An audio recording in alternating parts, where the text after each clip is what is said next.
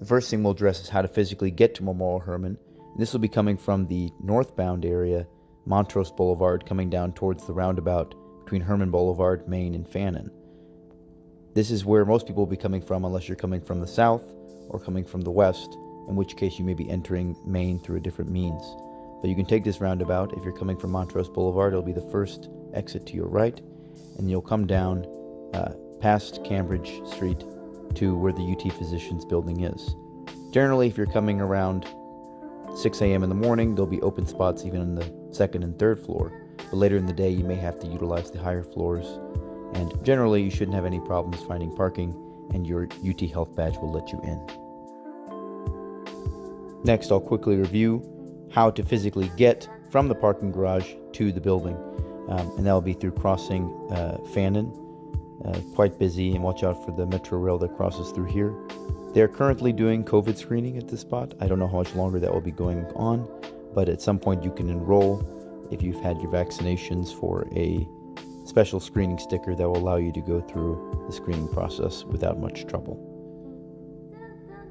Once you're through the screening process, you'll move forward into the main atrium. To your left is the Cullen Pavilion, to your right are the Jones and Robertson Pavilions, and straight ahead is the Seraphim Pavilion where the ED is located.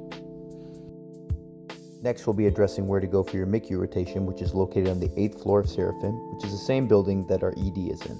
You'll come down this long hallway. If you were to go left, you'd actually go to the trauma ED or the pediatric ED, but you'll come right side to the service elevators and take the floor 8 to enter the MHH. If you're just starting on MHH, you'll be coming on likely around 6 a.m. and getting sign out from the previous team in a nook that's located just past the nurses station right off the elevator here.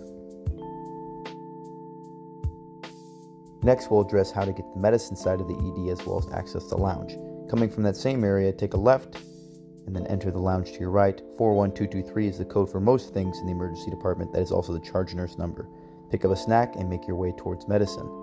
On the way, you may pass radiology. This will be a place where you can upload reads from patients that are being transferred, coming with discs, but you'll enter through here on the right, and this is the station in which you'll see your team.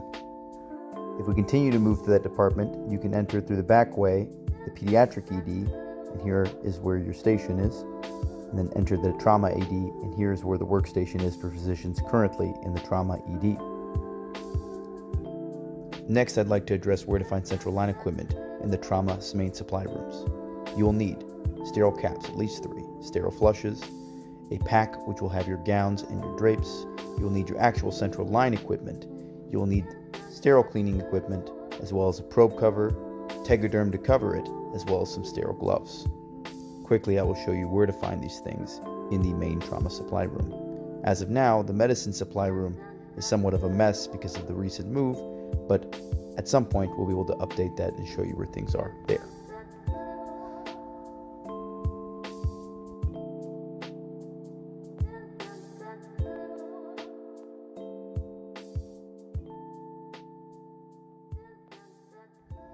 Thanks so much for watching, and as always, have a good shift.